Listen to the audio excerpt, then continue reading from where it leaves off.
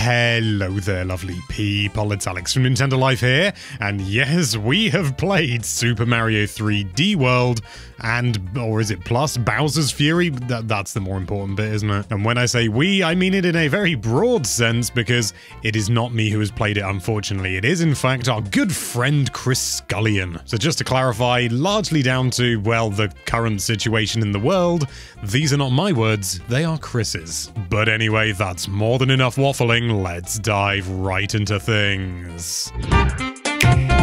When it started to become clear that Nintendo was porting many of its Wii U games to the Switch, a lot of fans naturally hoped that Super Mario 3D World would be one of the games making the jump. It's hard to believe it's taken nearly 4 bloomin' years, but we're finally just a matter of weeks away before this much-requested Mario gem gets a second chance at the spotlight. And this time, in the guise of Super Mario 3D World plus Bowser's Fury, it's packing an extra mode to boot. Hence the name. For those who missed it the first time around, Super Mario 3D World is the sequel to the brilliant 3DS game Super Mario 3D Land, and attempts to build a sort of halfway house between the linear 2D gameplay of the new Super Mario Bros. Games and the more free-roaming 3D gameplay of the likes of Galaxy and Odyssey. That said, it does lean much more heavily towards the 2D games. Whilst each of the game's 100 stages are technically open in that you can run around wherever you like, they still each have a linear path with a flagpole at the end, rather than various stars or moons with different tasks assigned to them. Your character's movement is also locked to 8 directions to help emphasize that, at its core,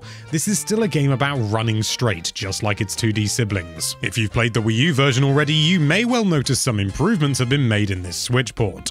Many of them are subtle, such as the UI's been tweaked a little bit, the native resolution appears to have been increased, and some of the default camera angles appear to be changed, although we'd have to spend more time comparing the games side by side with the Wii U original before we could figure out exactly what's different and how much time Nintendo spent on this thing. The Super Bell power-up also allows you to climb a little bit higher before it runs out, making it a little bit easier to reach those higher ledges. The most obvious difference, though, is the increased running speed. As brilliant as the Wii U version of 3D World was, its characters could have done with a little bit more of a boost, and that is exactly what has happened here. Granted, each character still has their own unique running speeds, Toad still being the fastest and Peach still being the slowest, but they've all been increased accordingly to make the game just feel that little bit nippier. This is particularly welcome when you're revisiting older stages to pick up any of the hidden green stars and stamps that you may have missed along the way. Speaking of stamps, they are still present here, though they are used for an entirely different purpose. In the Wii U games, the stamps you found could be used in Miiverse, if you can remember such a thing, basically just to add a little bit of flair to your posts.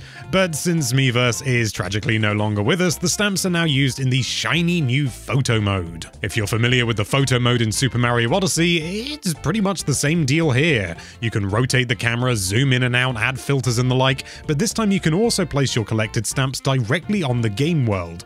And they're in color this time too. It's like the Game Boy Color all over again. One of the main selling points of 3D World is its co-op support for up to 4 players, and the Switch port has received a number of improvements on that front as well. The Captain Toad stages, for example, can now be played with up to 4 players instead of just 1. Whereas the Wii U version insisted on everyone playing on one system, here you also have the option to play local wireless multiplayer with multiple switches, meaning that everyone gets their own screen. And there's also online multiplayer, but at this stage we've only really dabbled with it a little. We played a brief 4-player session with a few other publications, and whilst it was a fun time, it did also highlight the importance of a strong connection. One of the other players in our group was playing in a shed with a weak Wi-Fi signal, which led to numerous instances of the action freezing whilst their connection caught up. When things were running smoothly though, performance was perfectly fine, so we aim to spend a little bit more time online before giving our final thoughts. Keep an eye out for the review for that one. So far so good with the main game, but there's the not so small matter of its brand new spin-off mode,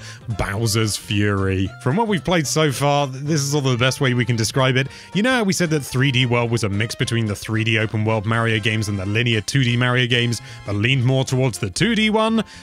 Bowser's Fury is what you get if you twisted that around and leaned a little bit more to the 3D side ones instead. The brief section we can talk about in this preview is a small area called Scamper Shores. It's an island on a larger map that acts like its own self-contained stage. When you pass under a giant cat head arch, the area quote-unquote activates, and you can start collecting cat shines, the main collectible for this mode. Essentially, there's a giant bell called the Giga Bell, which sits at the end of Scamper Shores. In order to activate the bell, you have to collect a set number of cat shines, and once you've achieved that number, the bell springs to life and you can collect it, turning Mario into the massive Giga Cat Mario and letting you take on the massive Fury Bowser. The cat shines are collected by taking on a series of missions in a similar vein to the likes of Super Mario 64 and Sunshine. In Scamper Shores, for example, you can get a shine by reaching the lighthouse on the stage and earn another by finding and defeating the evil Shadow Luigi. There are also 5 smaller cat shine shards hidden around the area, which make up another shine if you collect them all. Although this makes the whole thing sound like a fully fledged 3D Mario game, it's worth bearing in mind that, like we say, it's still more of a cross between 2D and 3D. Although you can freely roam around Scamper Shores, and although Mario now has full 360-degree directional movement, instead of just being locked to the 8 directions in 3D World, there's still a pretty obvious path through the island. If you could zoom all the way out and look at it from a distance, it would still look like a 3D World stage. It's just that instead of aiming for a flagpole, you're heading back and forth collecting a series of shines. Accompanying you on this adventure is Bowser Jr., who can be controlled either by a second player or the AI. You can't play without him by your side at all because he's needed to uncover some secrets with his paintbrush, but you can at least set how much the AI version decides to get involved. A lot, a little, or not at all. Opt for at least some assistance and Bowser Jr. will swoop around collecting loose coins and bopping enemies to make things just that little bit easier for you. He'll also keep hold of any power-ups you get and keep them in an inventory, meaning you can build up a hefty collection of backup power-ups and request them on the fly. No more looking for a Boomerang Bro suit when you've already got a couple in the bank, eh? If you don't fancy having Bowser Jr. make things easier for you, you can turn off assistance entirely. This still lets you summon him by pressing the R button to bring up a cursor, which can be aimed with the gyro to point to areas you want him to investigate. Incidentally, this is also how you activate some of the objects in the main 3D World game that previously required the Wii U gamepad's touchscreen, and yes, you can still use the Switch's touchscreen in handheld mode if that's your bag. At this early stage, it's looking like Bowser's Fury will at least provide something a little bit different for fans who may have already rinsed through 3D World when it was originally released 7 years ago. Whilst it remains to be seen how long this mode actually is, it's safe to say that this is shaping up to be an impressive package regardless, especially for those who missed out on the Wii U version the first time around. We'll have our final impressions and proper review next month near a launch, but so far things are looking promising indeed. Thank you so much for watching. If you like this video, then why don't you scamper over to that subscribe button and go woohoo, and be sure to check out NintendoLife.com for all sorts of lovely Nintendo related content. Thank you again for watching. Bye-bye.